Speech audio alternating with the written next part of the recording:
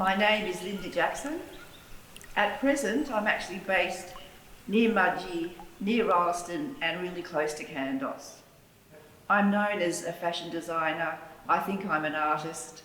I've painted from the very beginning since I was tiny, and I've taken photographs, working really closely with Jenny Key. She became my muse for my photographs, of taking photographs of her in the landscape that were, for me, my art pieces, and that was in the 70s.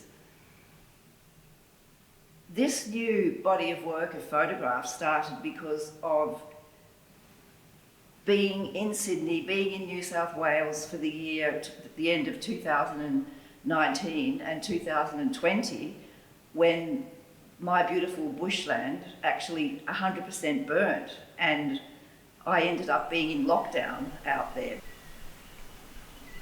Because I'd loved taking photographs since I was tiny, I just started documenting it. It became my meditation, my daily practice of being in the nature and absorbing what such an extraordinary event that had happened. And I arrived there like the day after the fire had sort of stopped, but there was still smoke billowing out of trees. And what was awesome about that actually was being able to get up really early with the sunrise, walk around, because it's hundreds of acres of property and country, Derby or Wiradjuri country, just to be there and soak in the extraordinary things that had happened, and then over the time to watch green shoots coming, the water flowing, the rain coming, the billabong filling, and then suddenly sort of going a bit dry again, and just watching all that, and then the reflections that started was really quite amazing. What's amazing about the phone is that you can look at the photographs and look up the date and the time. So I was able to go through that process, which I found really extraordinary as well, to put the images and the visual things into the months, so that you really could then begin to travel through what really happened and how things changed, which sometimes was a real surprise to go back through the dates like that. So that became my diary. I took thousands of photographs, which is not usually what I do, but because of the incredible visual scenario that was happening, I would walk around with different angles and have to stand as a meditative way of looking at things and document it with my photographs.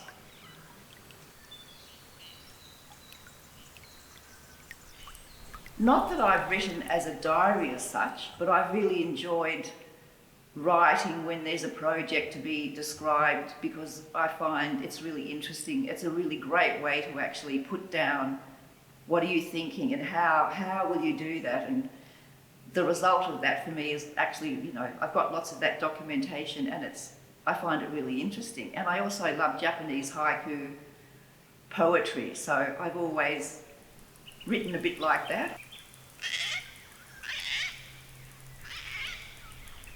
It was overcoming the awesomeness of the blackness to then begin to take part in a whole new feeling of being in the bush, of being in that bush from the day that we bought it. It was green, beautiful. It was underground water, the creek was flowing, watching things happen. So to be there now was very emotional, and I guess I felt that, but then it became I guess I'm a positive person. I looked at the positiveness of understanding the beauty of what was happening.